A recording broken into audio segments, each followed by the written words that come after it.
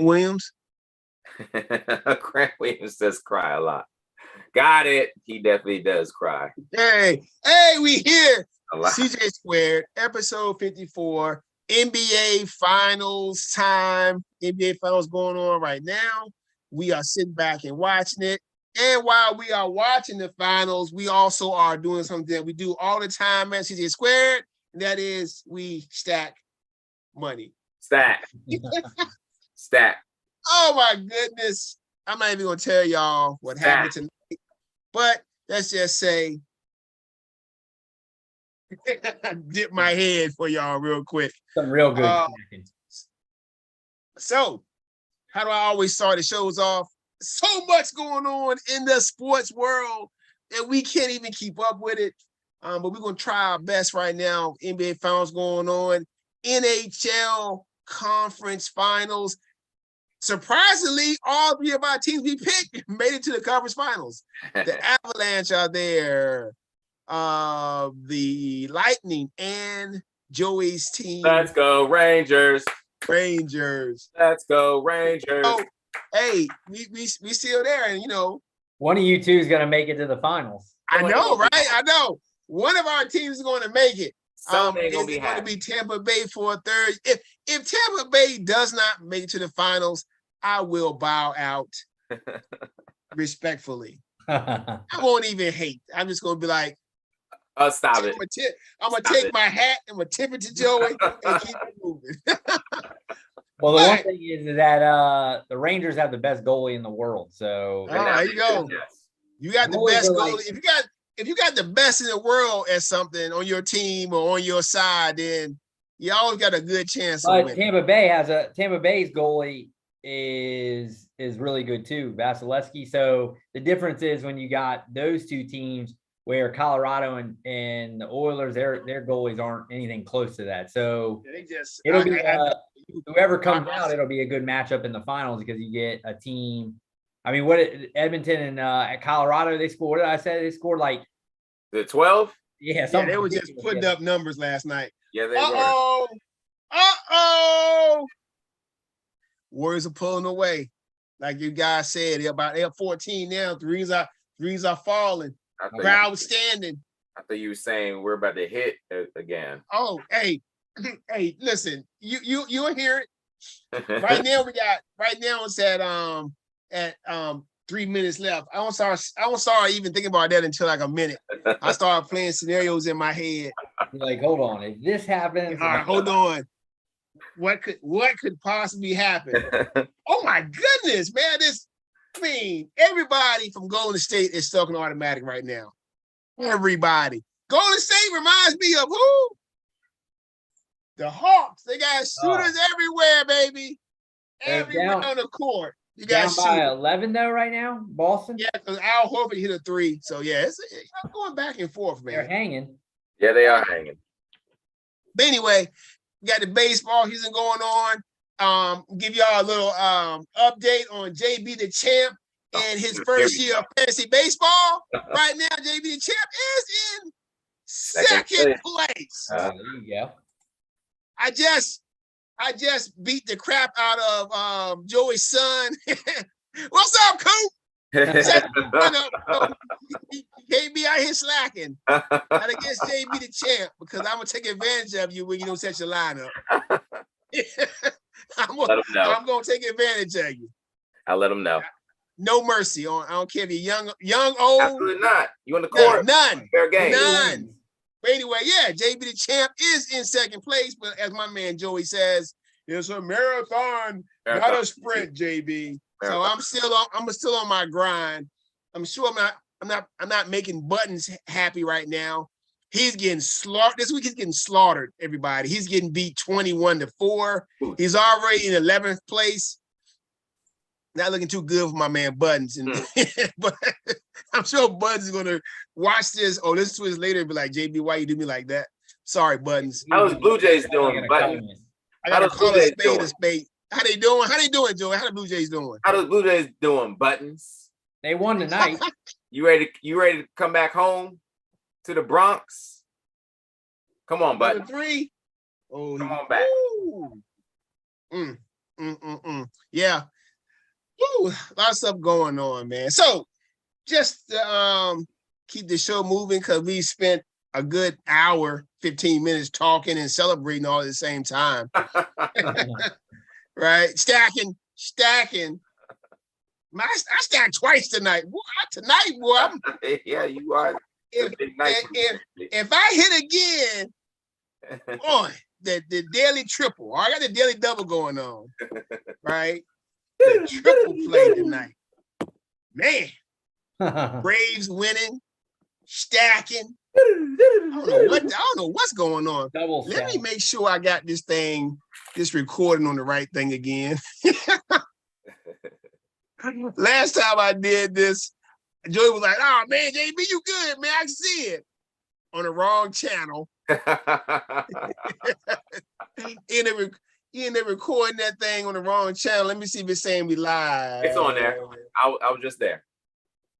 It's on there. Yeah, but I think hold on. Let me see. Oh, yeah. Hold on. Yeah, it's on the right channel. Let me just make sure. Let me go look at it. My channel. Time Lord always gets the ball taken from him. He brings the ball down to his waist all the time. Come on, Time Lord. Time Lord, man. He's not worried about goodness kind of stuff. The Time Lord always brings the ball down. He's got to get better at that. Well, he's only playing 13 minutes a game, and he doesn't have a lot of time to improve. They need to give him more minutes. I think he's not playing a lot of minutes in the playoffs because he's been hurt. But what was his average? What was he averaging during the regular season though? Let me see. Minutes per game, probably more than that, but I don't know. I mean, he was at one point. They were looking at him for like defensive player of the year, stuff like that. I mean, second team all defense. So yeah, come on, yeah. I mean, Marc Gasol. I keep saying Marc Gasol won second team all defense, and he was on second team all defense and was the player of the year on defense, which makes no sense whatsoever. Yeah, I don't get that. None. Yeah, during the season he averaged 29.6 a game. So he still was. I mean, that's if you're getting almost 30 minutes a game, that's not bad. Yeah. He shot 73% from the field. Goodness, Time Lord. That just means he's dunking all. A lot of catch, not live, a lot of dunk. What they call it? They call it the vertical game now in the NBA. All he does. And he averaged 2.2 blocks. That's ridiculous. Yeah. The vertical game. His blocks per 48's got to be ridiculous. I mean, you know what? And that is a perfect segue because our first topic about the NBA Finals is who is going to be the X factor in the NBA Finals. Oh my goodness. Joey, tell me, who do you have outside of, the big three for both teams? I mean, the big three, let's say the big three for Boston is Smart, Brown, Tatum. Big three for the Warriors, Green, and the Splash Brothers. Who outside of those guys do you think is going to have the biggest impact on the finals? Chris and JB, millions. X Factor. I'm going to do a sort of a combination. I'm going to go to Boston, and I'll say that the X Factor is a combination of who we were just saying complains a whole lot, Grant Williams, and the old man, Al Horford. The main reason why I say these two are X factors is because as long as they just continue to do what they've been doing during the postseason, the Boston Big Three is going to get there, particularly the 1A and 1B of Tatum and Brown. The usage rate of Horford and Williams, the ball doesn't go through them for a shot often. I think Jason Tatum even was joking about Grant Williams shooting the ball during the Brooklyn series. Like, why is he even shooting the basketball, I should be the one shooting it, or Jaylen Brown should be the one shooting it. So their usage rate is very similar. They're only 13% of the time that does the ball really come through them. But both of them are hitting 40% from the field, from the 3-point line. And if they continue to hit open threes, Horford is really wonderful to see. And for all the kids out there, you see Joey. Al Horford. Yes. JB, what do we have to hit? I was thinking the same thing. Stop it. You stop right here. Miss that. Stop it. We made it. Oh, golly. Oh, what do we have to hit? Iguodala hit a 3. Oh, if Iguodala missed that 3, would have won $240. Oh, that's twice we've gotten burned on a 3 at the end. Yeah. What the? Yep. I just saw it. And said, oh my goodness! If he misses that 3, Iguodala always hits finals threes. Always. Now, you are not lying. He always hits finals threes. JV, we were almost 3 for 3 at this point. Oh my goodness. I was sitting here like I was trying to be quiet and hold it in. Well, I Joey talk. Joey can stop for this. Hold on. Yeah, I'll definitely stop. Too late now. Dang yeah. it. Right now, it's not going to happen. We still got one more quarter, though. Okay. Chris, C-Double just sent me a text saying, is this the first time you hit? I think C-Double has some timers. C-Double, you asked me, is this the first time I hit? When you sent me a text, let me know I won during the Miami Lakers final. You text me because I wasn't even watching the game. Come on, C-Double. Come on, man. Come on, C-Double.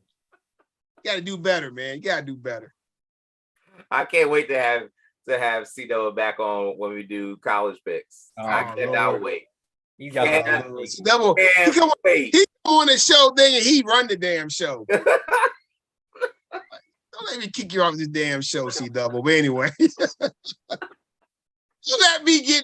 It's CJ Square, not C-Double and CJ Square. Okay? Can't wait. Can't wait to have him back on. Yeah, wait. All right. So, go ahead. Three pointers. They need to keep on hitting threes. The big three are going to get to the basket anytime they want. Golden State eventually is going to double team them to get the ball out of their hands. When the ball is out of their hands, ball reversal, they're going to be open for an open 3. You keep on knocking down 40% of your threes. That's really good for Boston. They are not favored. If they can keep hitting threes like that, they could possibly win and become NBA champions. All right. So, Chris, for you, who is your X factor in these finals outside of the big 3 for both teams? Yeah, I mean, the thing is if Curry and those guys are shooting lights out, it really doesn't matter because, we're not even get into the X factors at that point. But if it becomes a game where those guys aren't hot, to me, the X factor is someone like a Jordan Poole, because he's a guy who can take the, if those guys are having a down night, he's kind of the guy, that next guy up as far as being able to score in kind of the same way that they're able to do. The thing with him, though, is if he's hot, but Boston can go at him on the defensive side because he's such a poor defender, to me, if they can go at him, then Steve Kerr is going to be less likely to want to finish with him in the end of the game, which gives them, they're going to probably have to play a Looney or a Peyton or somebody else out there that is more defensive minded. Probably a Peyton, right? Or Otto Porter. I think Peyton's still a little hurt, man. He hasn't gotten the game. Or they throw out an Otto Porter. Something ball tonight, though. and that's the thing is if they can get him off the floor, Otto Porter is not the offensive player. I mean, there's times like tonight where he's hitting, but he's not the offensive player. Poole is. Poole is. For as good as he is on the offensive side, he's that bad on the defensive side. And if you've got now Curry and Poole out there and they're finding mismatches, I think that he's the X factor. If they can find a way to, if he's hitting on the offensive end, Kerr may have to just keep him in and deal with it on the defensive side and close the game out. So to me, it just depends. He's a guy who there's very few guys who can come off and replicate kind of what, like you said, the Splash Brothers do, but he plays similar style to them.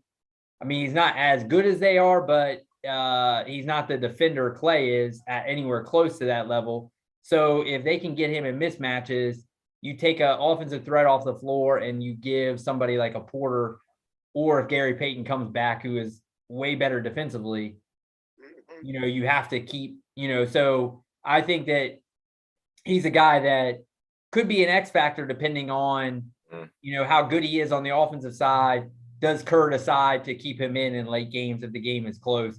Tonight, he's not doing much and they're still rolling, but that's what I said is, it is a long series and these things kind of have these ups and downs and generally X factors do play a role. You know what I mean? We've seen big series where these guys do. So Robert Horry, shit. Yeah, for real. So to me, he's the kind of guy who this series for sure has a lot of different little nuances and mismatches here and there.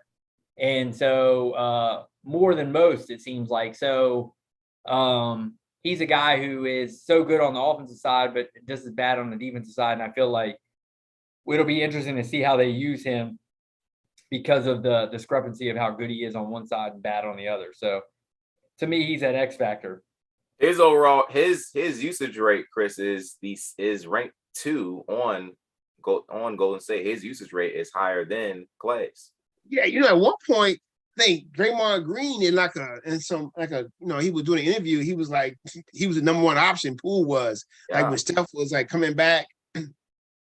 But wow, he's just trying to draw fouls now. His efficiency rating is also higher than Clay's during the playoffs. Yeah, I mean Clay. It looks like every series he's getting better. Yeah. So I mean, I don't think that anyone is thinking Clay is back to Clay. Clay's most dangerous closeout games. Absolutely. That's when he hits for 8 threes. Yes. Yeah. Well, and the thing with Clay is he doesn't need many touches to get going. More so, you don't need. You just need to. That dude scored like 60 points, take 5 dribbles. Yeah, exactly. So forget about so dangerous. And I don't know if we've ever seen a player in the NBA heat up like him from like out of nowhere. You know what I mean? Right. Devin Booker has that a little bit. Yeah, I mean, there's some guys, but he can do it on a whole other level that we've seen. He can score 50, 60 in a night out of nowhere. Definitely. So, yeah, I mean, but if Poole Poole's the guy who has that little bit of that heat up ability. So he had that not so fast moment, man. The Boston Celtics have cut it to 7. Not so fast. Away, my friend. Steph's on the bench, going to turn the ball over. But anyway, so for me, my X factor, I'm thinking about Andrew Wiggins, because Andrew Wiggins is probably, with Clay being not the player he was, probably the best two-way player. Up because the 5, he's probably the best two-way player, right? Playing defense, they can score. So I like Wiggins to be a good factor, but right now the Celtics came back, made the game again, down 14. Time Lord with the oop and the dunk, down 5. They were down 12 to start the fourth quarter. Might be one of those good comebacks. Game of runs. Yeah, game of runs. You're right about that. So, our next question is who you got, right? Who you got? So let me just go to the CJ squared PowerPoints. Draymond Green's got two freaking points. That's Draymond Green for you. All right. How many shots? He's got a lot of freaking shots. He's 1 of 10. Yeah.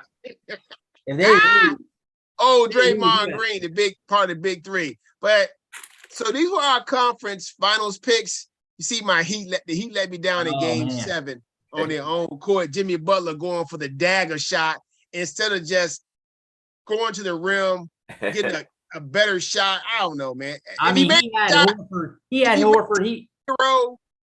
I mean, but if you're Steph Curry, yes, take that shot because you are known to knock down threes. Jimmy Butler, what he shoot this year from three? About 20%? I don't know. But anyway. Yeah. So I mean, he played a good series, man. He played his butt off in the playoffs. It's a shame that they went home on that play. I mean, they came back, man. They're down 13. With like 2 minutes left, and won a massive run to almost steal that game. But anyway, it almost steal. There.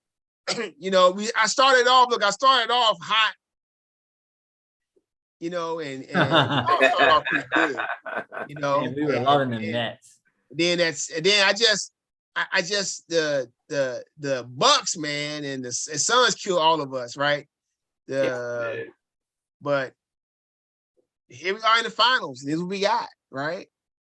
We got Warriors, and I think I talked Chris into the Celtics. I was like, "Well, you got Chris the Celtics in 7?" He was like, yeah, I got the Celtics. I think I kind of nudged. Well, I knew you guys were going there, so I was like, do I want to go? Let's do this then. Let's add a little extra to this one. Let's do our MVP choice, right? As well, Finals MVP. All right. Yeah, I mean, to me, it's got to be Steph. It's got to be Tatum if they win. You think so? Okay, Tatum. There's no way. I mean, how often has there ever been a MVP on the other team? Yeah, Jerry one. West. Jerry West. Jerry West. Yeah, that's the one. This stupid trophy. On the show, he hated that trophy. He hated that trophy on the show. Oh, did he? Yeah, he broke it and had to glue it back together. Everything. It was funny. Who you got, Joey? Who's your MVP? Iguodala. Yeah, right. Curry. Right. Will Curry finally win? Will Curry finally win an MVP, or will it's a shame that he doesn't have one? That's crazy. That's still crazy. The new darling of the NBA. Everybody loves Jason Tatum. They all love him. They want him to be the next. And Deuce. Yeah. All right. So those are our NBA Finals picks. So we'll see how it turns out, man. This is going to be a very interesting finals. We see right now how things are going, man. The Warriors are up 12. Now they only up 3. I think the Celtics on a 9-0 run. Game of runs, like Chris said. Then we got to listen to freaking Draymond Green's mouth. I love it. No, I love it. That's the main reason. I mean, I like Steph, but that's the main reason I don't even want them to win because it's what is you that? can't talk if you go 1 of 10 in a finals playoff game. Draymond, he gonna talk. I'm saying, think about Draymond. He is the poster boy for same energy. Absolutely. Because he don't matter win or lose. He's talking the same. He got the same energy going forward every time, which is good. You're gonna talk that trash, just talk it. Don't. I mean, if you're a three-time champ. Draymond is the current Dennis Rodman of the league, right? Mm-hmm. Jaylen Brown Jaylen Brown is heating up, baby, heating up. He's heating up. Yeah, I mean, Draymond is gonna be a Hall of Famer, right? He's gonna be a Hall of Famer. Trust me, he will be a Hall of Famer. We'll discuss that then. That sounds like we'll discuss that after this series. Joey, say again, JB. You don't think he'll be a Hall of Famer? I think it's going to be close. Sure? I mean, is Dennis Rodman a Hall of Famer? Yes, he is. How many championships does Dennis Rodman have? 5. 5. He got 2 with the Pistons and 3 with the Bulls, right? Yes. Okay. Yeah, it's gonna be close. It's gonna be. Well, I guess it really comes down to. Hold on. Did Ben Wallace make the Hall of Fame? Yes. Then Draymond make the Hall of Fame. How much do you value an amazing role player? Right, really is what it is, because that's what he is. The king of the triple single. Yeah, I mean, what he is he does things that I mean, he's obviously a great defender. One of the best in the last what 10 years probably, right? Yes, he is. I mean, But the thing is, to me, the question would be, if you put him in Minnesota, is he's still a good defender, but is he an all-star and right? Like Dennis Rodman still was great wherever he went. Yes. I don't know. San Antonio, he was kind of suspect. I think he maybe brought more attention to the Spurs, more attention than they've ever had. But he didn't really impact the game. Like when he was with Detroit, he impacted the game as a bit role player, a nuisance. What is his nickname? The Worm, right? Right. First, he was a rebounder, with David Robinson paired with him. But with the Bulls, he was, it's just defense and this. What he averaged, like 20 rebounds a game one year? Almost. Yeah, I mean, he was absurd on the defensive, like as a defensive player those couple of years. One of the great rebounders of all. Where I don't know, Draymond's a really good defender, but I don't know if he's as elite at anything as Dennis. I think what gives Draymond an advantage is probably the leadership and the team defense and probably the passing as well. Yeah, I think he's a better probably all-around player than Rodman is. Yeah. But Steph in his bag right now, guys. Oh, is he? Steph is not trying to let them lose right now. Yo, 93, 94, Rodman led the league in rebounding. His first year with the Spurs was 17.3 per game. I know he was still 5. He led with 16 point. Wow, he was.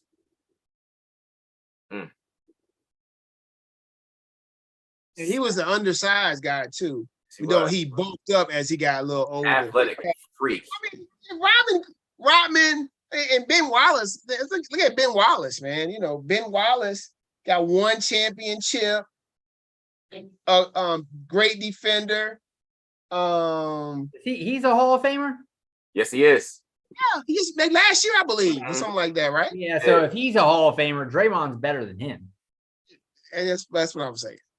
But to me, a Hall of Famer in my mind, I think because the NBA so few players, because it's not like football where there's so many guys on the field or baseball. You know what I mean? Like Draymond is like is equated to like a great middle reliever, right? In baseball, or like Celtics up 3 guys. I mean, who is Draymond on like equate, like who's he similar to in football? Who's a great role player that's like that makes guys like Julian Edelman? Julian Edelman. Okay. But is Edelman a Hall of Famer? He's probably not going to be, I don't mind them talking about it, but ultimately, no. I think the thing in basketball is just because there's so few guys on the court that retire every year that are like, real names. Guys have a better chance of getting in than football. There's better baseball and football players that are just sitting than like Ben Wallace. You know what I mean? Yeah. So Ben Wallace is undersized too, basically. Yeah, I mean he's more of a Dennis Rodman mold. Draymond has Ben Wallace was he was not an offensive player at all. No, he's more Rodman. Draymond, you can run the offense through. He's just not. Draymond, they do run the offense through Draymond. Like Draymond touches the ball down court, sets up, and so yeah. My argument is only for Hall of Famers in my mind. When you say a Hall of Famer, it's a guy who you put him on any team and he makes that team better. You know what I mean? For sure, way better. Not even just better like Draymond would, but he's taken that team. I don't know if you put like. Remember when he was on Golden State when Steph was gone? He was awful. When he had to play outside of kind of his role. He was bad. To try to carry his team. He was one of the worst players in the league that year. Right. So he can't carry a team where you would knock a guy like Westbrook, who, I mean, is definitely a Hall of Famer, but he always makes his teams at least playoff worthy. Not this year, but usually. Yeah. All right, you want to get into, we'll switch a little bit. We'll go into, well, not really, actually. This actually kind of segues perfectly. So speaking of Draymond's been talking trash about KD. And we're saying, does KD regret leaving the Warriors? Joey, what do you think? Yes. KD should regret leaving the Warriors. It's going to, of course, you see all of the talk going on now. Of course, they're going to bring back the past. I don't mind KD leaving. However, he is going to have to deal with the fact that he did go to a team that was already great, a team that already won without him. KD stays with them. He would be playing tonight. They may be going for their 5th championship, possibly. Yeah, ridiculous. Maybe 6th championship, whatever, something like that. However, people that love discussing, the overall how do we view this person when they're ultimately gone? I think it is fair to bring up the fact that Golden State was able to get back to the same spot when arguably the most talented player in the entire world is not even there with them anymore. So, of course, I think KD now sees you should have picked Steph over Kyrie, and that Kyrie's got all these other things going on. I'm not sure if he really knew everything that was going on with Kyrie. And of course, maybe the reason why that's happening is because everything that's happening in the world, COVID still whooping everyone's butt. So, yes, KD should absolutely regret leaving Golden State, going to Brooklyn, unless it was about money, because is he getting more money with Brooklyn than he would have been? He ain't worried about no money. He got plenty of money. He definitely does. I'm maybe sorry the way, man. That freaking daggone raccoon trying to knock my trash can over, trying to get into the trash can. Is that what you yelling at? Yeah. See that looking at me like, what you gonna do? Come out here. He's look up there. I moved it because he knocked it down last night. Come on out here. Like, what the hell is that noise? Like, he's up there on top of trying to shake it. You bad. Come on out here. He's so smart, man. It makes no sense. And then he's sitting there looking at me. Come on. He's like, yeah, opening things and get out of here. And then he ran. But then I looked at it, he came back. So anyway, I'm gonna check here in a second. He's so cute, but he's like, get out of here. He was about 5 feet from me looking at me. Come on. Coming out there for you to bite me, give me some rabies. Run in my house and get you out the house. But does KD regret leaving the Warriors? No. Man, why? He got paid. He did what he wanted to do. He won 2 championships. Why? You can't, at this point, you can't look back with regrets. You know what I'm saying? You gotta look forward and be like, you know what? This is the bed I made. I got to sleep in. I got to do what I got to do. It's a comfortable bed. Can you imagine them still having KD? They'd be unstoppable. It's a comfortable bed. You know what I'm saying? Yeah. It's not like, you go to another job and you get fired or you don't get paid. This guy's a multi-millionaire, okay? He's fine. He ain't winning the championship this year. He at home watching, tweeting. He is, but he's not regretting it. So no, I don't think he regrets it at all. Yeah, for me, I think I kind of fall in the middle. I think that you guys spoke about it last week, that even though he was probably the best. Boston went up 8, man. Man, I think it flipped. 11-0 run. So for me, I think you guys spoke about it where, even though he was the most dominant player in the series, and probably everybody would know that he was probably the best talent on the team as far as just that it was still Steph's team. So, even though he won the MVP as far as the finals MVP, I think his regret is probably not. So I think he had to go to kind of, build that legacy of being able to get to a finals on his own as his squad.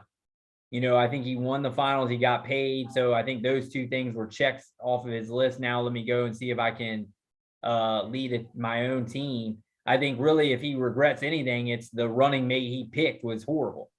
If you question anything, it's like LeBron, it's their GM skills are not nearly what they think they are.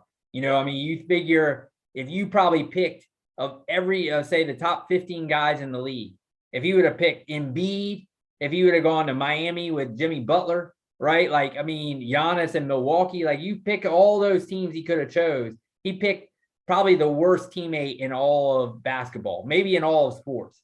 So if anything, his regret is his running mate was, but to me, Kyrie showed signs of that way before he got to Brooklyn, right? He was horrible at Boston and he didn't seem like a great teammate in Cleveland. So yeah, they're boys, but if anything, I would think he would regret that because partly he's been hurt, but he was a foot away last year from playing in the finals. And then who knows what happens then, right? Right. He really was literally 2 inches away of him hitting that shot. So it was not like he's fallen off at all. He's still an all NBA player. He just, as good as you are, you need running mates. And that team is just kind of decimated. And so if anything, he's got to figure out how to get rid of Kyrie and move on. If he doesn't do that, that should be his regret that he's stuck with that dude. You're gonna stick with that guy. You're basically just gonna burn, and that he's just gonna be stuck there not winning. So I think, to me, he had to go because that team was so loaded anyway. I don't think that it was really even a question when they were all healthy. It wasn't even great basketball because they were so much better than everybody else. It was a foregone conclusion that they were going to win. It pretty much had to take Clay and him to even give Toronto a chance. Durant getting hurt for Toronto to even have a shot. You know what I mean? Something crazy had to happen of two of your top three guys had to go out with season-ending injuries for them to lose. Right. So, Boston has gone up 11 with 2. They outscored the Warriors 34-11 so far in the fourth quarter. Man, for real game of runs, geez. What the heck? So yeah, for me, I think regrets probably just in that he's not competing for finals yet on the other side. Because of, any guy who's a competitor and a top 5 player in the league probably thinks they should be. So his trip to the Nets has been just a huge bust. So I think that's where he regrets probably. So he just has no ability to pick he picked the right team in the Golden State and picked the wrong with New Jersey. Yeah. So this game is over. Oh wow. Boston has stole game 1. All right. Now we'll get into series already. We'll get into another NBA story. Right now, the Pelicans have said that they are not willing, as of this point, to give Zion a fully guaranteed max contract. They're going to pay him a lot of money. It just won't be the fully guaranteed contract. So, JB, do you agree with that move by the Pelicans? Yes. Simple as that. Zion has been in the league how many years now? 3? 3 years. And 1.5. He's played 1 3/4. He's played the equivalent of 1 full NBA season. Yeah, and out of 3 years, right? Yes. Yeah. So why I'm gonna pay this guy all this money, man? Right. He gotta prove that he gotta stay healthy. He gotta prove that he can, maintain his weight and just be out there, man. Boston is 9 for 11 from 3-point range in the fourth quarter. Yeah, they are. Goodness. 9 from 11. Man, wow. Who would have thunk it? Golden State. Jeez. Wow. Boston, man. Boston, man, is, man. They're tough. Tough, man. Yeah, they were down 12 to start the fourth quarter, man. Didn't see that coming. Wow. Did not see that coming. But anyway, so yeah, Pelicans made a good decision. 10 for 12? Nope. What about you, Joy? What you think? Joey, what do you think? Great move by the Pelicans front office to be like, I'm not too sure about this. I think this is a little similar to the Embiid situation, of course, when when Philly was in the trust the process type situation, where Embiid didn't really play a whole lot within his first 4 years. He played all, did he? He didn't really. Now he was hurt, but you never really heard anything about Embiid not necessarily taking care of himself, and that's what we hear about Zion. He's not taking care of himself physically. So I believe the first big contract that Embiid signed, I believe it did come with some sort of protection on Philly's end, that if he wasn't the healthy person that they were giving all of this money to, that he wasn't going to get the entire guaranteed contract, but he would have gotten at least 75 to 80% of it. So I think that's the same thing that New Orleans should do, especially if it's not just the whole weight problem thing and his injuries. You just don't know if Zion has really bought into playing in New Orleans. Yeah. Always hear about New York. Yeah, right. You know that his man's is in New York. You always hear about the fan base of New Orleans not being one of the better NBA fan bases. There are other superstar left. So what did they do for him? I'm sure he's definitely thinking he may have thought about Anthony Davis leaving. So if he left, then why should I stay here? So I think this is the right thing to do for the front office. So I mean, what are you getting in him? You're going to pay someone like, look, his numbers when he's played are unreal. He's putting up all NBA numbers. Oh, he is a dominant player. In the 80 games that he has played, he has been absolutely dominant. So where is Zion's head? He would be dumb not to sign that contract. Of course, we've never seen a superstar type player. He's not a superstar, but he is a superstar type player who has turned down their first, I don't know if it's correct calling it a super max deal. Some sort of max deal. We've never seen a big time rookie turn it down. They always sign it. So maybe the leverage is with the front office, because Zion knows, look, if I get hurt, what do I have?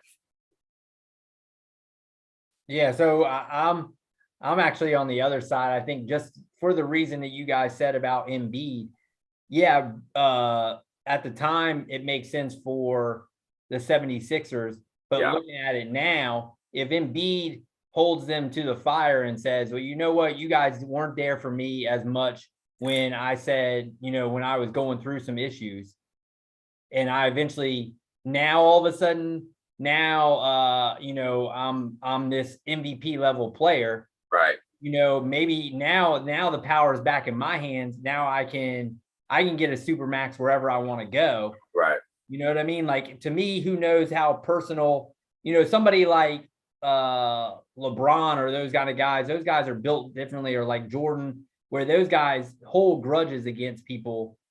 Jordan, we saw in the Hall of Fame speech, he was holding grudges against guys, so to me, if he feels like you're treating me wrong, and the thing is with, like you said, Joey, when he is on the floor, he plays at a ridiculous all NBA level guy. He's that level of player. There's not a lot of those guys out there.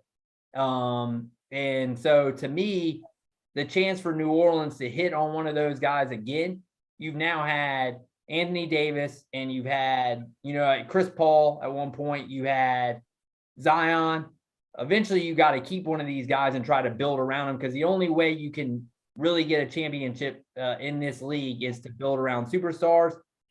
You got to swing for the fences and not, you know what I mean? It's hard to, you can't really just build through the draft and just hope every time.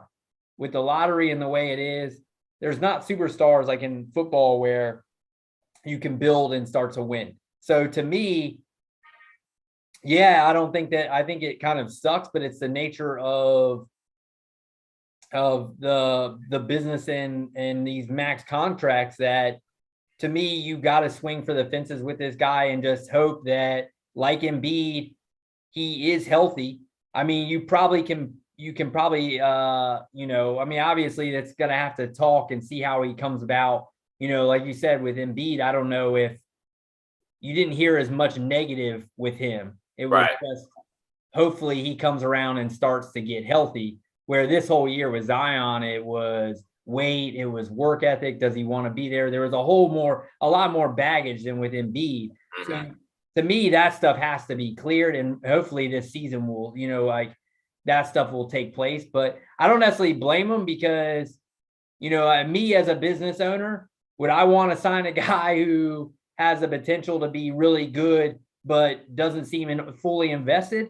Probably not. But at the same time, in the NBA, if you want, the problem is you're not going to win a championship if you don't get an all-pro level guy, at least two, maybe two of them probably. So I think it's worth swinging for the fences, but you could get burned and just be out of it and be one of those guys that said he gave him a bad contract. But there's plenty of those in the NBA anyway. So you know that Al Horford had the most playoff appearances in the NBA without making the finals? Yeah, I saw that. Last year, he was sent to the Thunder, and the Thunder just didn't play him at all for half of the year. Oh, yeah. Remember, because they were – you know, he was – I'm just thinking about it, Joey. You mentioned about X factors. You said Al Horford. That dude tonight was 6 from 8 from 3. 26 points, I believe. Dagger. A big X factor. He was the X factor that got him there, huh, Joey? Dang. Draymond, 2 of 12. Any missed free throws. I had him at over 21 and a half rebounds, points, and assists, and he got 20. Freaking annoying. He got 20 altogether? Yeah, that's a 2 of 12. He killed me. He's done to me also. He's done. Hey, stack 2. All right, Joey, you want to get into your no bias conversation right here with where you're gonna lean. Do I? Yes, I do, Chris. Wait, are you playing a fight song? The greatest fight song in college football. I do want to play Graham Park's fight song. It is, isn't it? Fight on. I get copyright claimed every time I play it. Fight on. The best fight song in college football. It's always fun. College football is always better when Southern Cal is playing really well, especially when they're like really, really good. Southern Cal and Miami, it's always much better when those teams are really, really good. So speaking of Southern Cal, so I guess college football hasn't been good for a while. Those teams have not been good. It's always better when Southern Cal or the U are in the mix somewhere. Speaking of Southern Cal, will the Trojans of Southern Cal finish inside the top 10 by the end of the year? Chris, where you going here? No. I say I mean, to me, they're clearly with Williams and Riley, they're going to be improved. They've gotten a bunch of transfers coming in. Chris hates Lincoln Riley. He hates Lincoln Riley. No, I think they're good. I think they're not next year. The year after is when they'll really compete. To me, I think that their defense was horrible last year. So I think even if they're better, I just feel like looking at the teams who were top 10 teams at the end of the year, they only generally were losing They only look at them all. No one, I don't even know if anyone lost more than 2 games. Let me see. Let me see if I can find out real quick.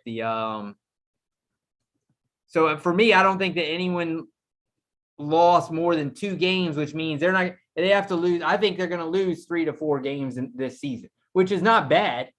I think they'll probably lose to Notre Dame. UCLA game is going to be close, right? They don't play Oregon.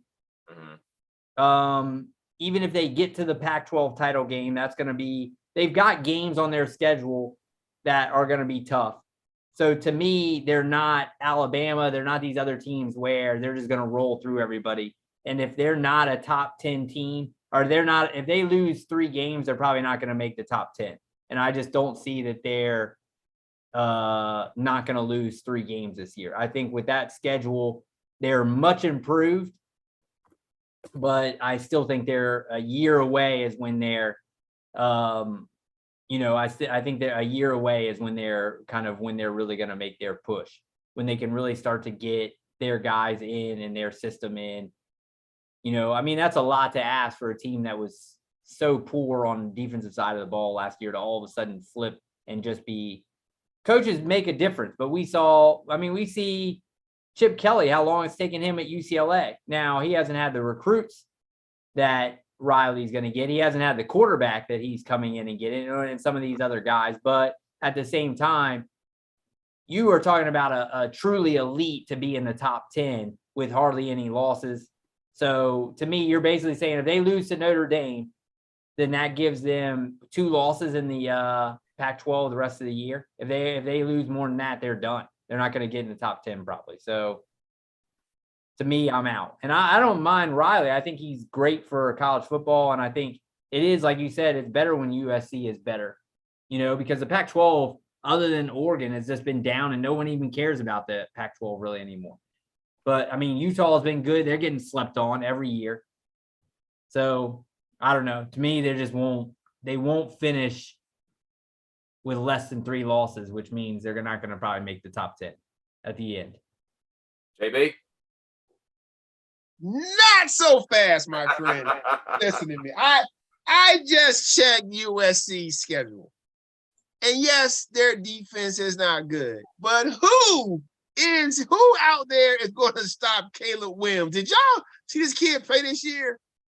This guy is an absolute beast. He's a monster. And you got Lincoln Riley. And for some reason, they brought in the Blitnikoff winner to their team in the transfer portal, who actually played with this guy in like high school or like somewhere.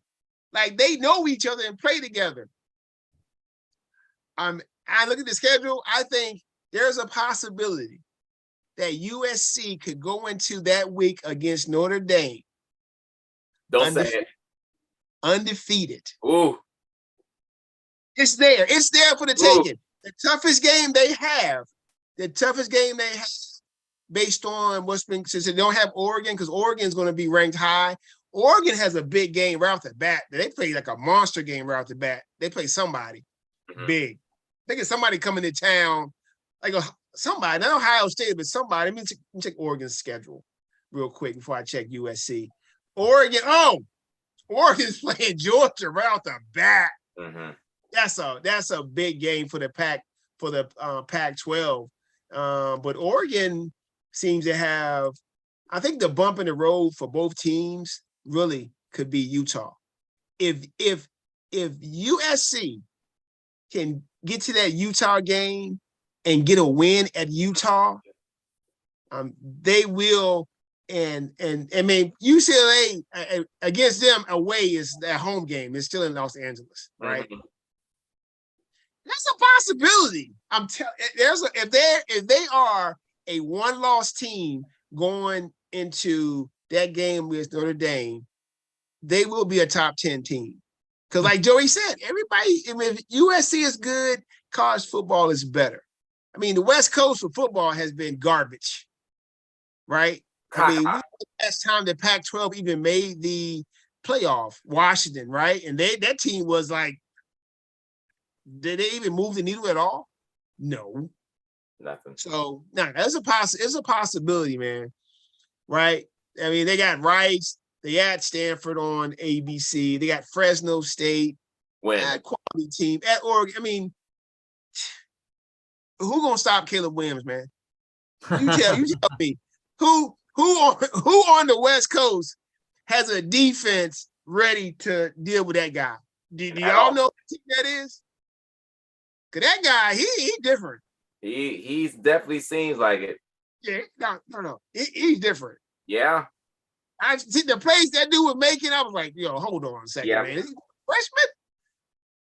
They were 89th last year in team defense. That's horrible. That's down there. That's bad. That's bad. But when you can, awful. So when you can put up points like a video game, Chris, sometimes you can hide your defensive deficiencies. Because I'm gonna tell you what's gonna happen. There will not be a lack of points put up in those games USC is playing. Yeah, I agree, but what I'm saying is even the Oklahoma teams, which are not that bad defensively, you find one or two losses somewhere on your schedule. That just rarely teams go and win every game that they're supposed to win. So to me, it probably will come down to the Notre Dame game, but I don't know if they can go undefeated, because if you're that poor on the defensive side and you're always having to just outscore teams and your defense is never able to adjust, that means Caleb Williams can never have a bad game. You know what I mean? He may not. He may not. I mean, I'm betting against that their defense is just not improved enough to keep them in every game if their offense isn't. The thing is that at Oklahoma, the Big 12 is better than the Pac-12. So you have a little bit more leeway there against teams like Arizona State or Oregon State. You know, teams that are actually, Arizona State wasn't bad. They've got a bunch of just Oregon State. They weren't bad either. They weren't bad teams. They've got a bunch of just pretty good teams. Yeah. To me, it's just, are they going to never get tripped up? You know what I mean? To always win the games they're supposed to win, because you got the Pac-12 championship. If they get to that, they've got Utah, they've got Notre Dame. They can't lose more than two, or they're probably not going to be in the top. So I'm just going against that. I just think they're going to trip up because their defense is so poor. Not on the offense. I'm not worried at all on their offensive side. I think they'll dominate every game, but we've seen Oklahoma dominate games and struggle every once in a while because their defense isn't as bad as USC's is. Yeah. But the teams they were playing against were true. The teams are better. So better. I mean, yeah. The watered down.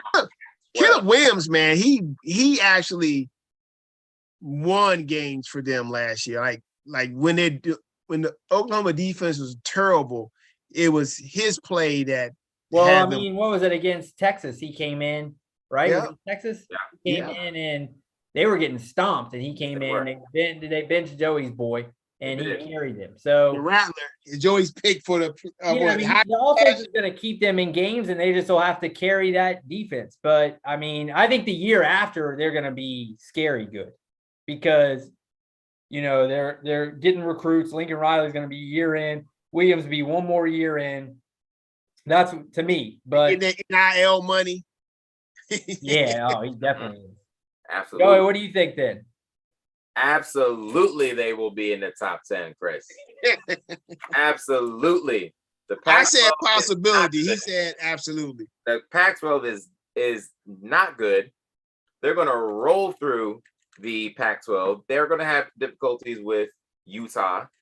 They may get a game from the Chip Kellys, but they will go into the end of the season ranked in the top 10. There's a sense of in the air in Los Angeles right now.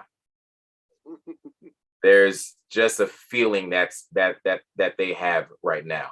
There's momentum that is going on. They haven't had this feeling since Pete Carroll was on the sidelines.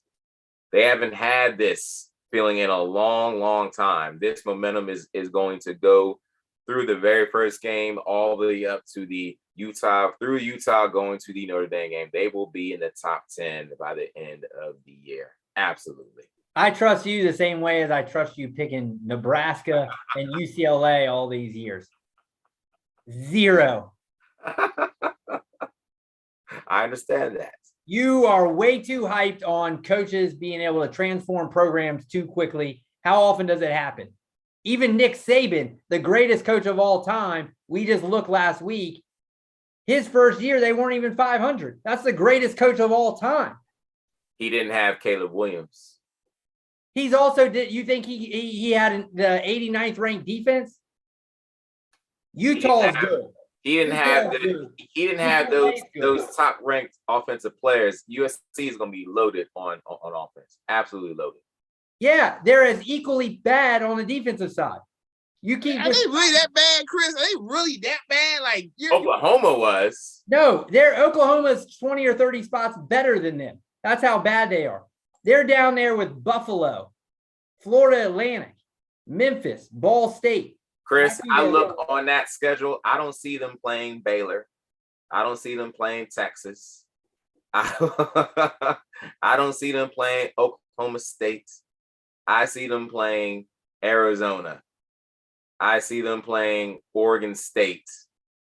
I just feel like you are overvaluing that all of a sudden they're going to go from a mid-level team to now a top 10 team that the top 10 teams that are one of those other teams that got to fall off.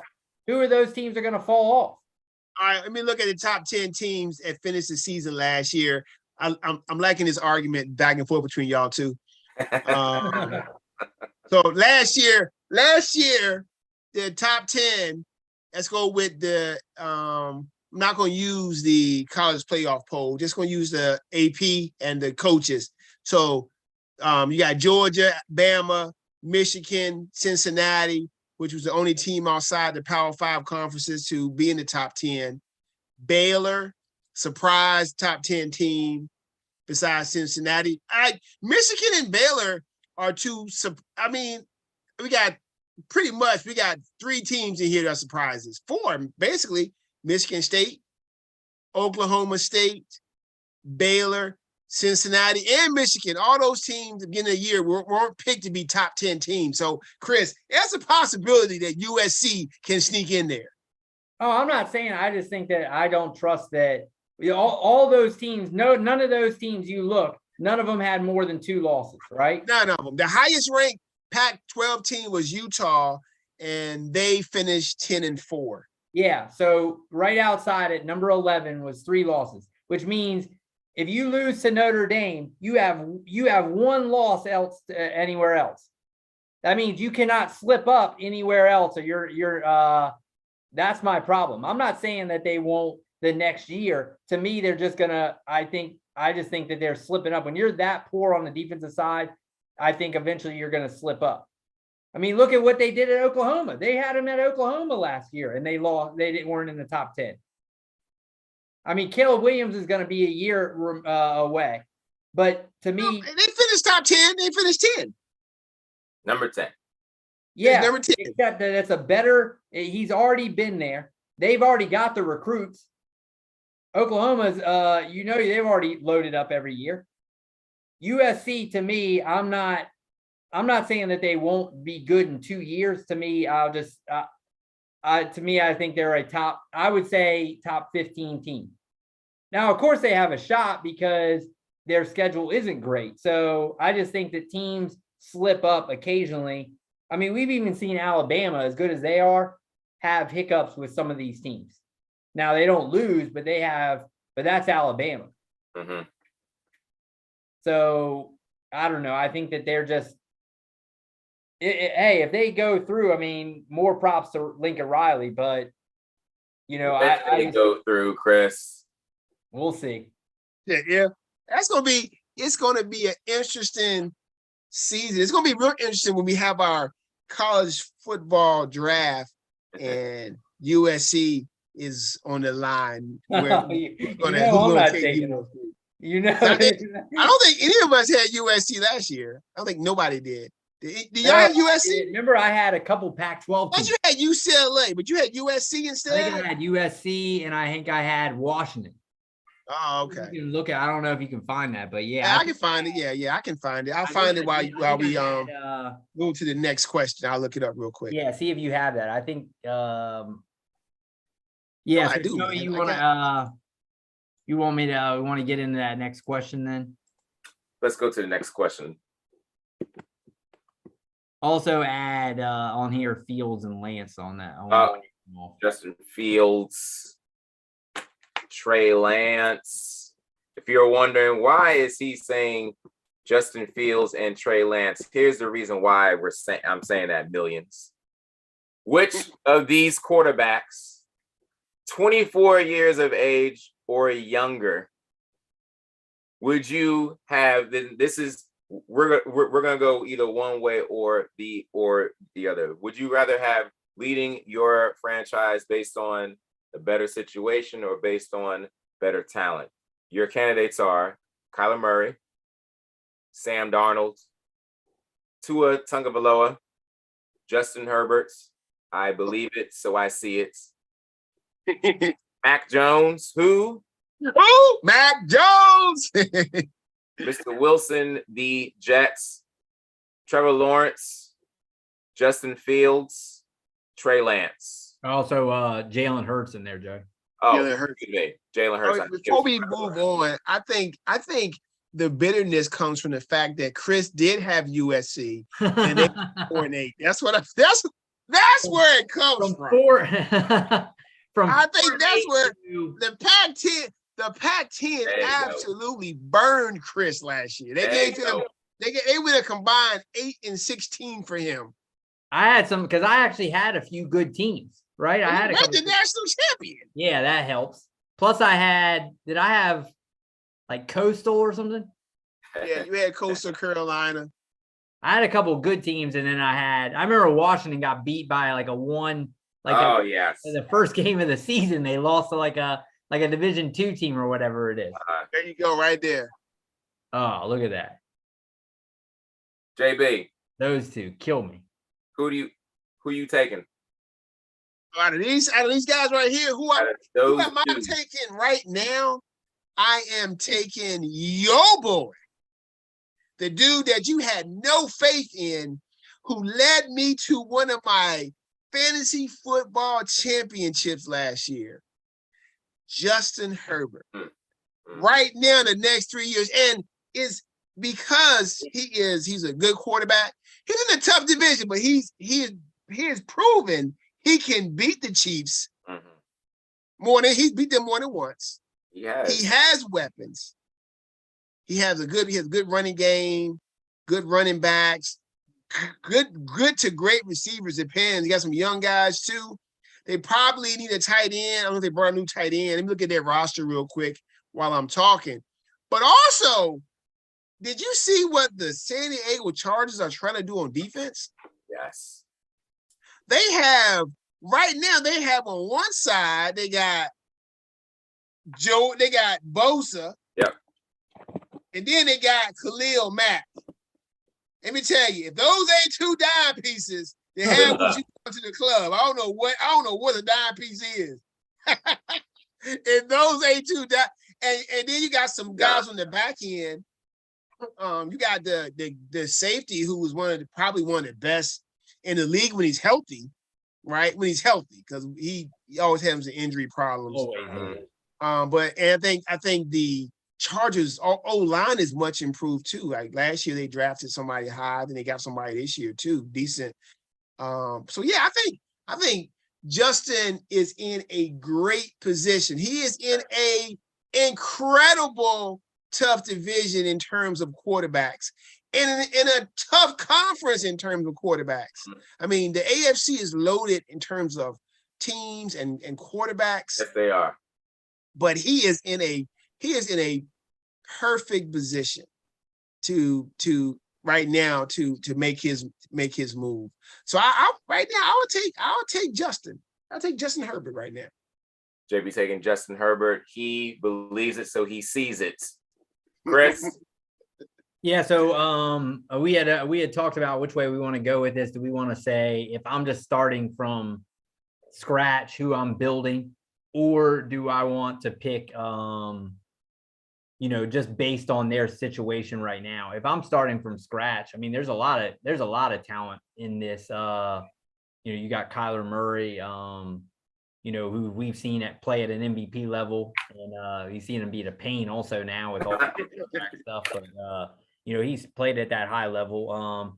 You got a lot of question marks, a ton of question marks in this list. But for me, I'm gonna go situational and go Mac Jones. Only because after I just got on yelling about Joey being too high on the coaches, I'm actually going to go. Oh, here we go. I'm going to go with Mac Jones because of the coaching.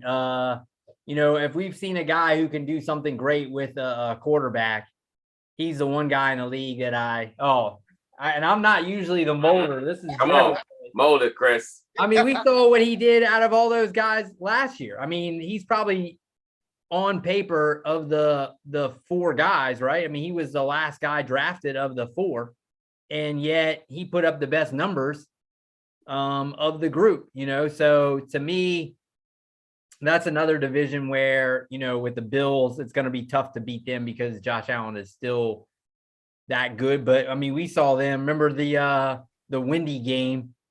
We saw Mac Jones throw one pass or something.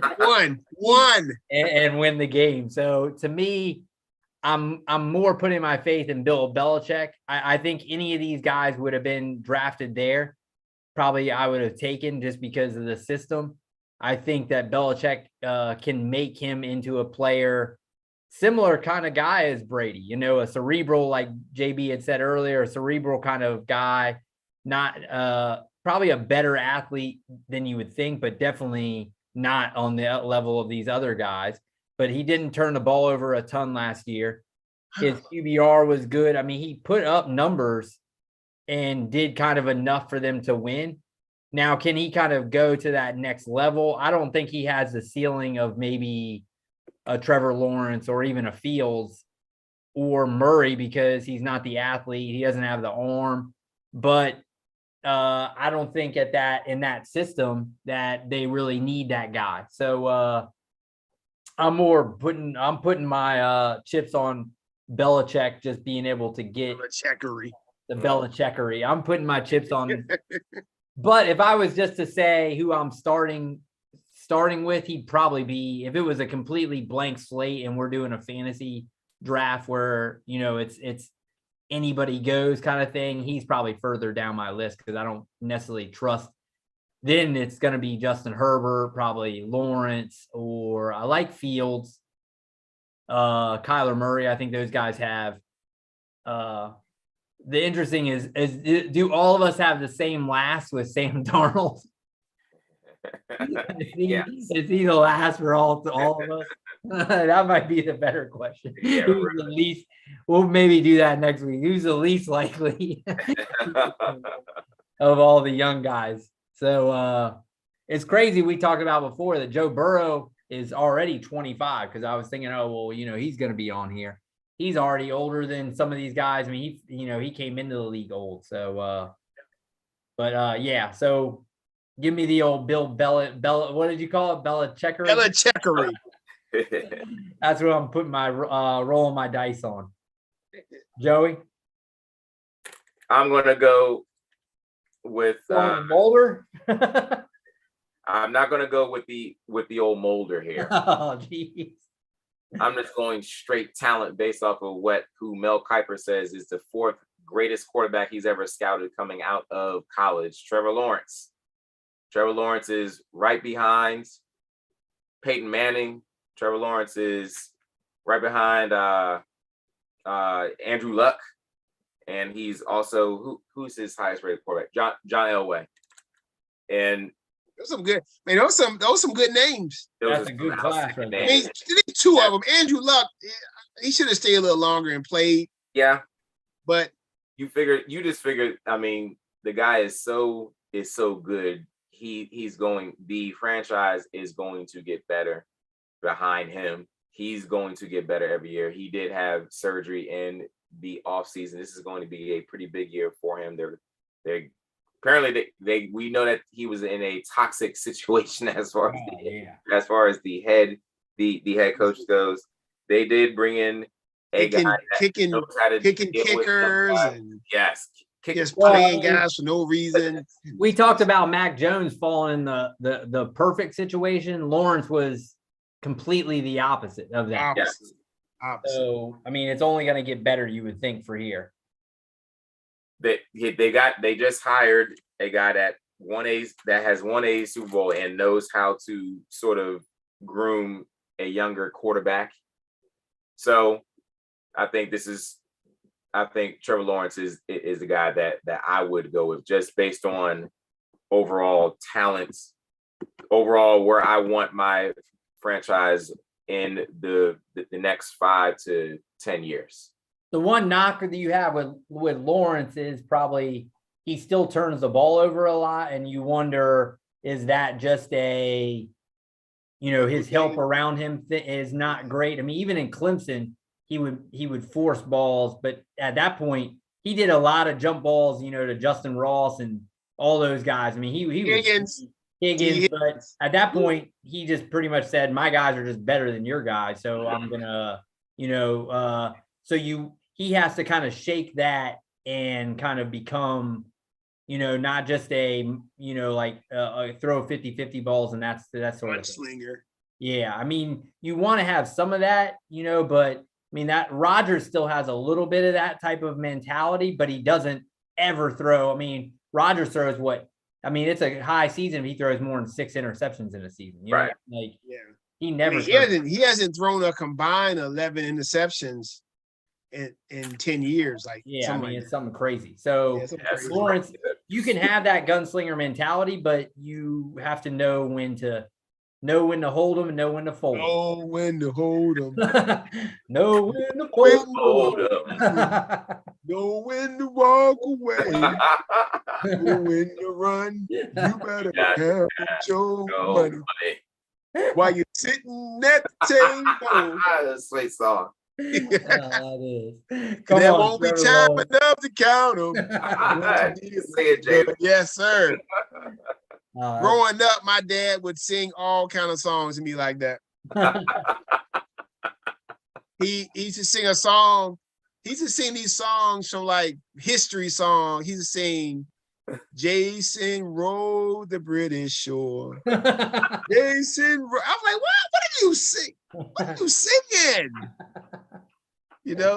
Crazy. Always singing Peter Brown. Oh, another Peter Brown story. Great Peter Brown. You don't know how many Peter Brown stories I got. always bringing one for us.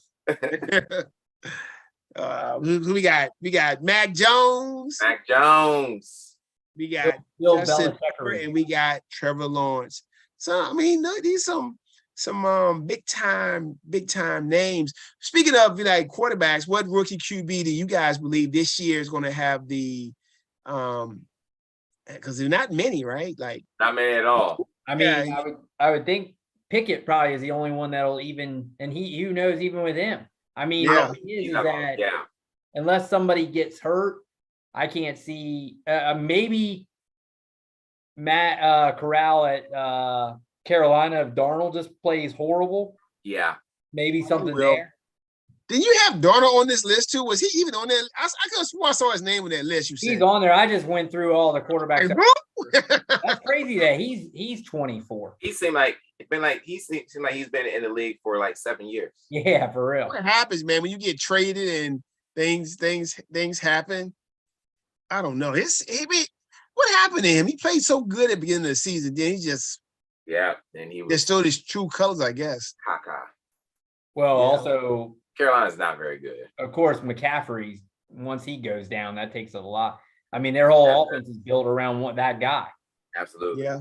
So that's a coach issue. That's a coaching issue. When you got good receivers, you got DJ Moore. Use DJ Moore. Use them.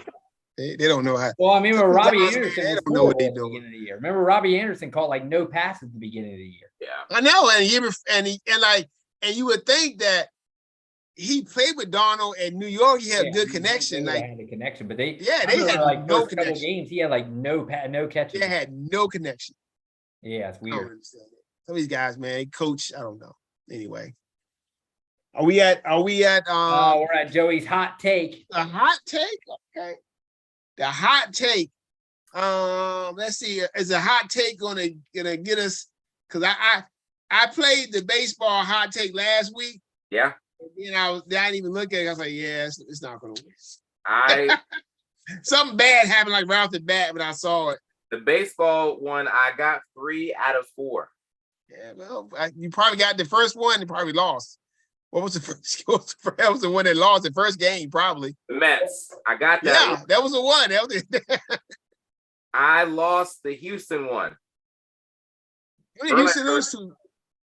I went with Verlander. I don't know how well he pitched or how poorly he pitched, but Houston lost at Seattle last Friday. Oh, yes, I right. remember that. That's right. Yeah. He got rocked. Yeah, he got rocked. Okay. He got rocked the other night too. He needed rock, but he had a no hitter going until somebody hit a home run off his butt. He went hit a home run. Innings. Last Friday, he went 6 innings, 10 hits, 6 earned. He got rocked. He went. Well, I think he went. Yes, the other day he went 7. Hold on, I got it right here in front of me. He went 7 innings, and I think in the 7th inning he had no hits, but then he gave up. Oh, that was last week. That was man. it. That was last week's stats. If he is Justin Verlander, you win, JB. If he's Justin Verlander, you win. Baseball's tough. Yes, it is. Baseball is tough. But I'm gonna keep betting it, baby. Against Seattle, he went 6. Yep. Against Oakland, he got a no decision. He gave up 3 earned runs. He had 7. He went 7 innings and then gave up 3 runs in the 7th. A home run. That's why most of these guys don't let him pitch past 5 or 6 innings anymore. That is it. Yeah. That is it. Once guys see him, they say once they see him through the lineup 2 times, they usually don't let him go a third. But you would think with Verlander, he would probably get a little bit more of a leash. Right. Maybe not anymore. Yep. Anyway, yep. So Joey, what you got? This week, Joey, there's a winner coming. Four leg, which is at plus 508. There we go. Okay. I took your advice, Chris. I'm understanding a little bit more. Well, that's because it's still tough to hit. And I will start this 4-leg parlay at the French Open because the greatest men's tennis player of all time, Rafi, I will be taking him on the money line minus 350. I'm going to come back to that same Houston team that let me down last Friday. I'll take the money line with them. They're at Kansas City, minus 134. I'm going to go with the Bronx Bombers, who have just come off of a sweep of the Los Angeles Angels of Anaheim. I'll take the money line. Detroit is coming to the Bronx. And I'll end it with the Rangers that will be playing in Madison Square Garden. The Garden is rocking right now. And it's not because of a basketball. It's because of a hockey puck. As my Rangers take on JB's Tampa Bay Lightning, the Rangers will be up 2-0 after tomorrow night. Money line, plus 112. If you all want to win, do that. I might bet. Money, do it. I was actually thinking of betting Tampa Bay, so we might be on opposite sides, Joey.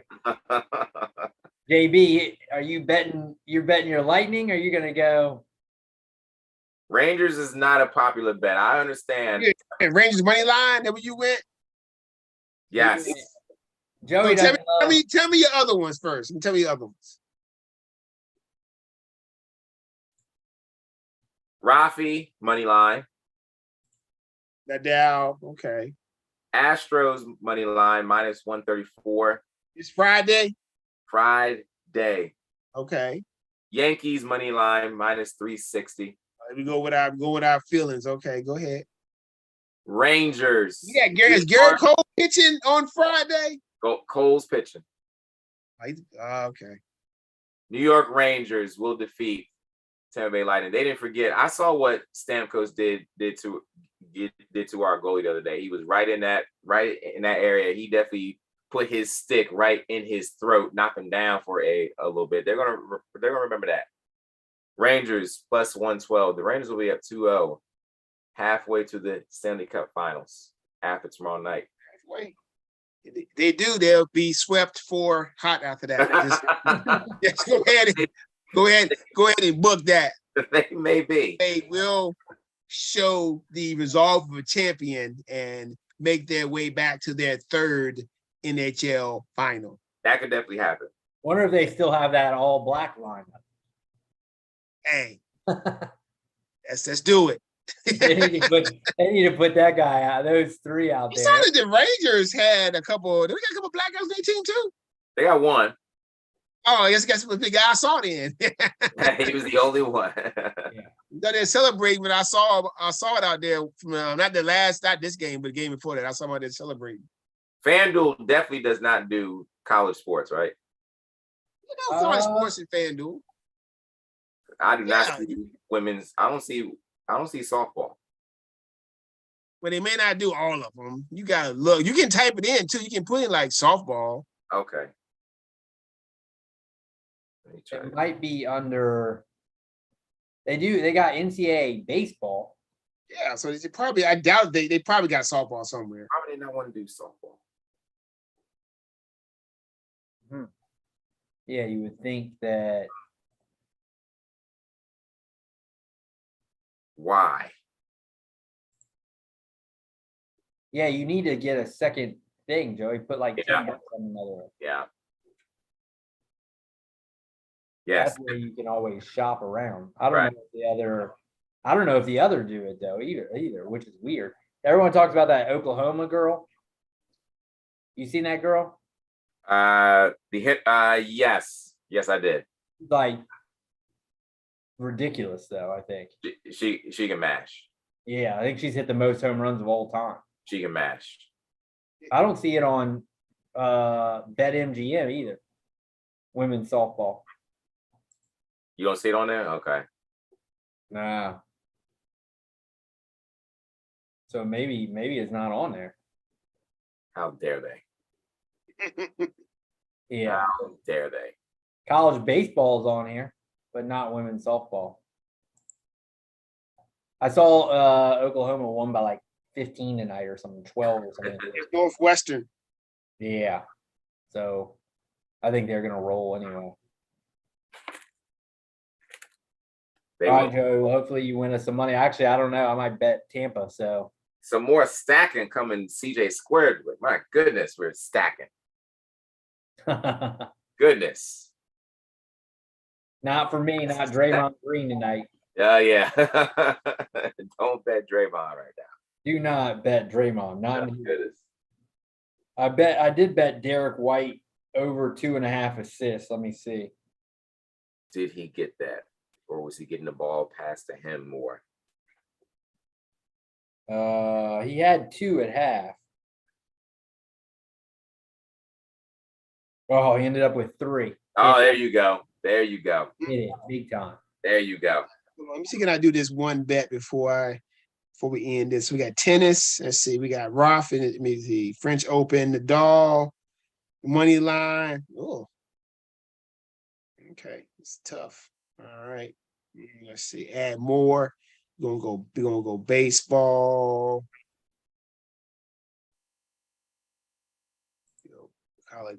College baseball. We're gonna go MLB.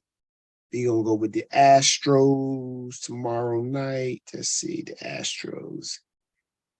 Remember how you said the Reds starting off bad?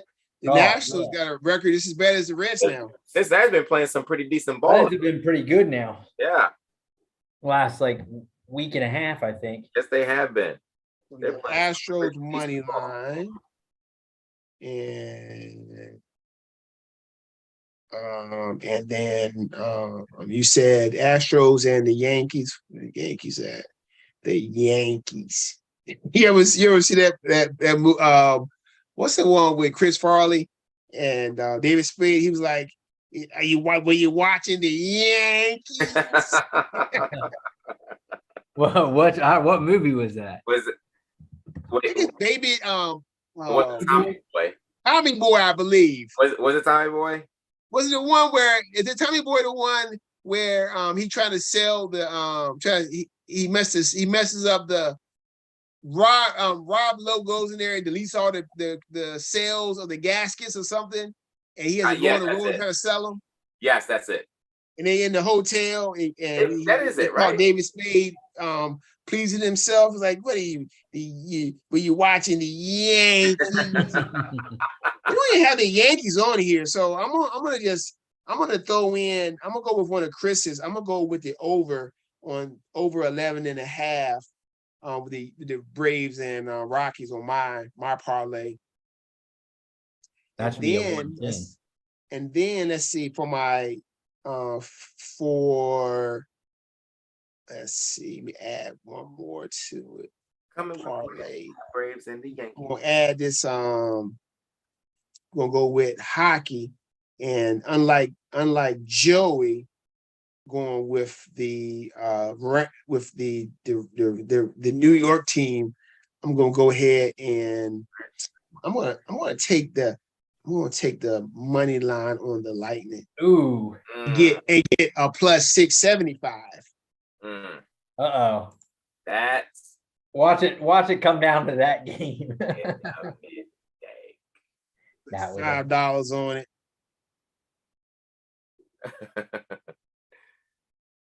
Bet place. Don't matter, baby, because I stacked tonight. You did stack tonight. Big time stacking. Yes, you did. Feel good. All right, man. What a good show. NBA Finals. We saw that, man, that the Celtics been doing what we've been doing all year, playing good defense, going on big runs, knocking down threes. They out Golden State Warriors in the fourth quarter. Oh my goodness. So now we have a series, right? Do you think that the Warriors are gonna lay down? Nah, the Warriors are gonna come back and play better. But they can't have fourth quarters when they get outscored by 24 points. You can't win in your home court. 40-16 is ridiculous. Yeah. Yes, your defense just disappeared in the fourth quarter. And Boston, because Boston's known. Boston have games where they knock down threes, and they have games where they can't make nothing. Nothing at all. So they inconsistent. I mean, Steph had 34, 7 for 14 from three. He had a great game, but wasn't enough tonight. My boy Draymond, we say Draymond did you, Chris, 2 for 12?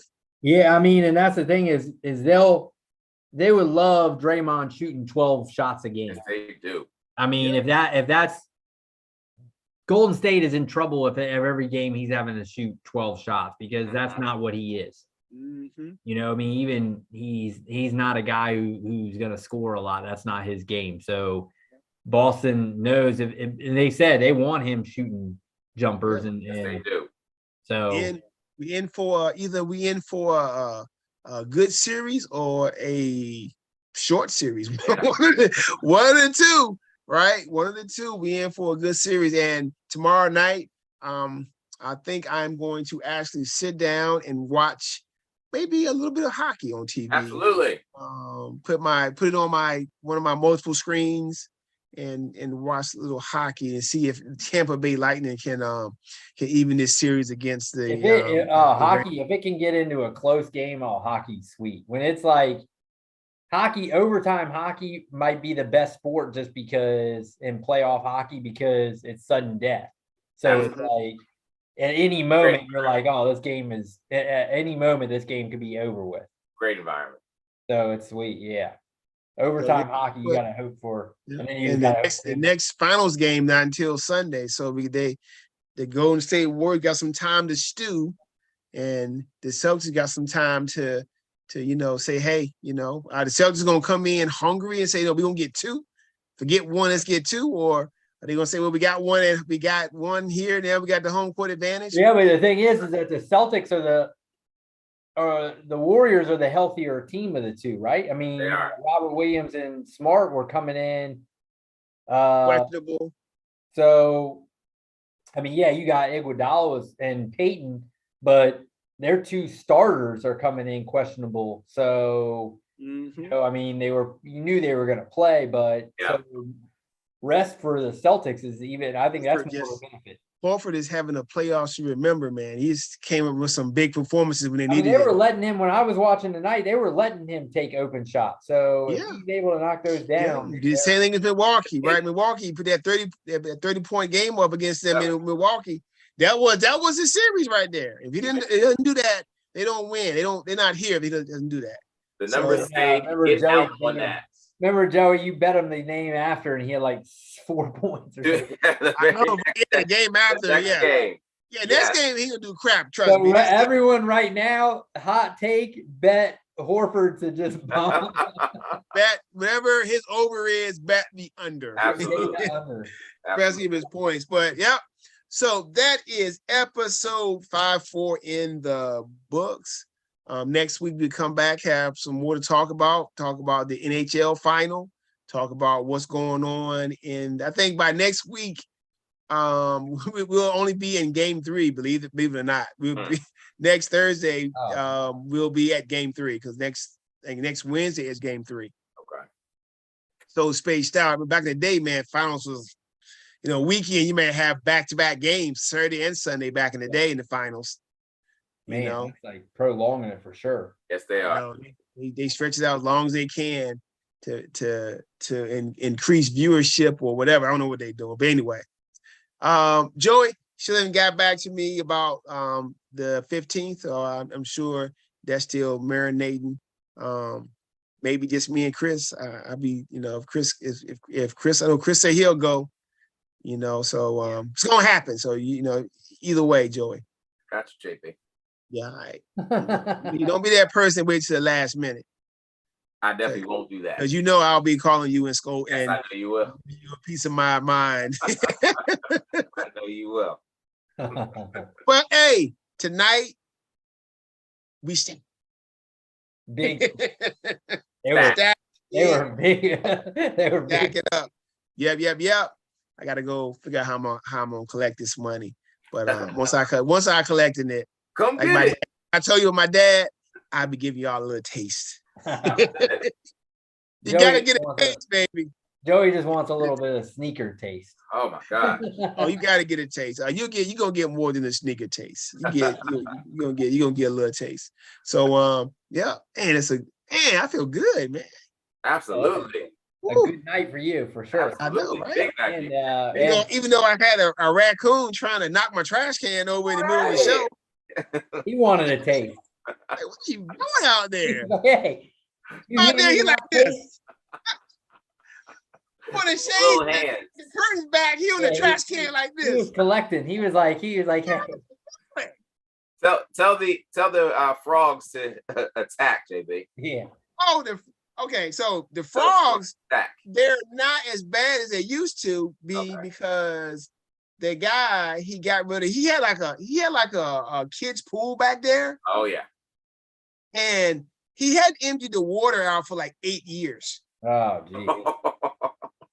So since he's done that, there have been less frogs and no mosquitoes. Oh, okay. There you go. Right? Now you got raccoons. Oh, I've had raccoons before, but not breaking into my trash can. Right. Like, if you leave, and like one night something happened and there was some food after that. I came out and turned the lights on. It was like 5 of them out there. Oh, they brought the whole family. Yeah, but tonight this dude out there. He's out here literally doing this to the damn trash can. Remember the Geico commercial? What were they eating? What was it? They were like, wow, what is this? They were like, oh, what is this? Disgusting. Gracious. But anyway, all right, that is episode 54. Thanks for watching. Buttons, pull your socks up. Come on, buddy. Yeah, and everybody leave their comments on if who's right, USC top 10, we'll see. But I'm sure I know at least Buttons will comment on it, right? Buttons will definitely comment. So we had Chris said no way. Joey said absolutely. I said it's a possibility. That's the norm. JB right there, like I need a little bit more. They can do it. Joey's like, nah, it's happening. It's absolutely happening. It's like Nebraska was going. Well, I looked at their over under is 9.5. Over. So that means that Vegas is saying if they're right around a 10-win team. So if they win a bowl game, right, that's 11 wins. Does 11 wins get them in the top? Absolutely. If they got 11 wins, that means they probably won the Pac-12 conference championship, right? Because they won't get 11 wins if they don't go to the Pac-12 conference championship. So if they get 10 wins, Joey, if that's what they're calling for, that doesn't get them in the top 10. So you're saying Vegas is also wrong. They're gonna get this one wrong. They got to get 11 wins to get in the top 10. They're gonna get this one wrong. Oh man. I'm gonna love this is one topic we're gonna get to bring up on a weekly basis during the college football season. Every week I'm just gonna be sitting there just hoping. I'm gonna be bitter just rooting for. Maybe I'll take. George will be like this. George will be like, "Come on, Lincoln Riley." Maybe I'll take him in our conference pickup. That way I can root for them, and then if they win, and I'm like, oh well, a win-win. Like, hey, trust me, I'm not taking them. I'm not. You can have them. I'll take them with Caleb Williams all day, every day. No, I mean, hey, if there's any team that's a 10-win team.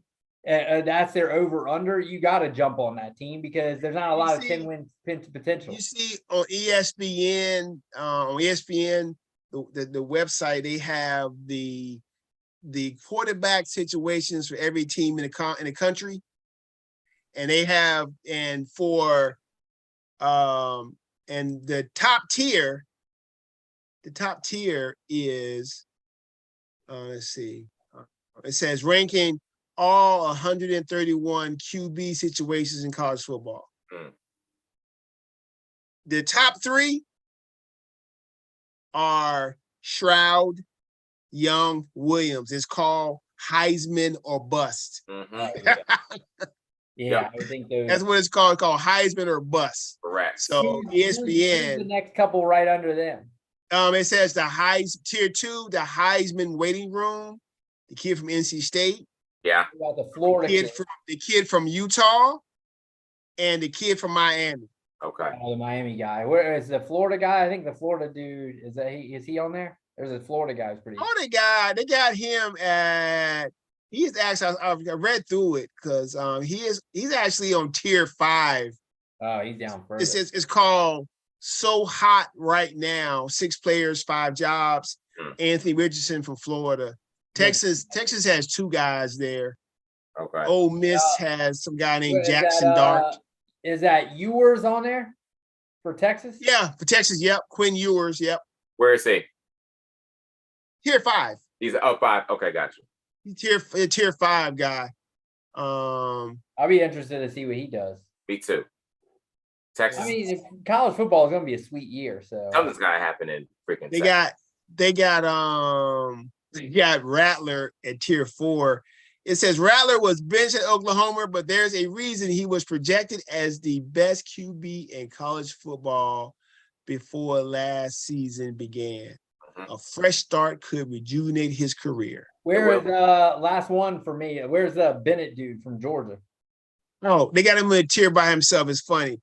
They got they got tier 1, Stroud, Williams, Young, tier 2, Leary, Rison, Van Dyke, and tier 2A, it says, what's a guy got to do to get some Heisman love around here? One player, Stetson Bennett.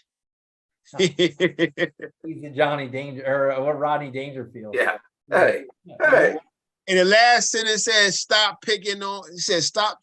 picking Bennett apart and just enjoy the ride. No way they can repeat that season. Not with losing all those dudes. No they way. do, man. It's gonna be it'd be good though. Because I told you that they projected the top defenses in college football the next 3 years. Clemson's number 1, Georgia was number 2. Okay. So anyway, man, we got a lot to talk about. But anyway, guys, almost 12:30. Y'all have a great evening. Just keep your eyes open. You will be getting your tastes in the near future. I got you.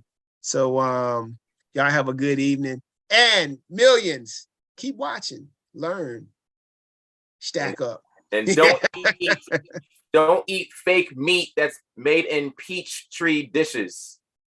Peachtree dishes. Oh my goodness. We have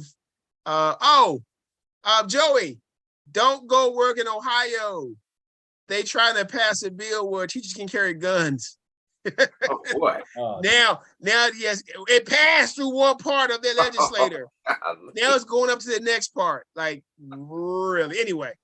Joey's like, what'd you say? What? I know. I read one comment. One person said, before it all said and done, if it goes through, a teacher will use one on the student. It's going to happen. Joey's got like the holsters, like the two right there. Like the cops. You gonna put it?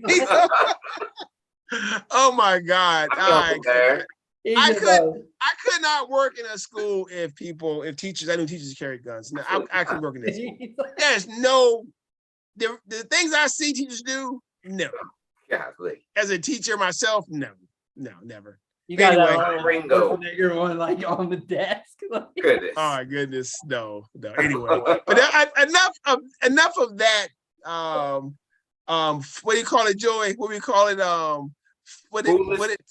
Foolishness and malarkey. That's a Belinda Segal. Belinda Segal is retiring, Joey. Belinda Segal has about 8 more days in school before she's going to hang it up for good. 30 years. 30 years. She heard about the gun law. She's like, she's like, nope. Nope. All right. Nope. All right, guys. Y'all have a great weekend, and let's go Lightning. Let's go Rangers. Oh man, you too. All right, peace out, guys.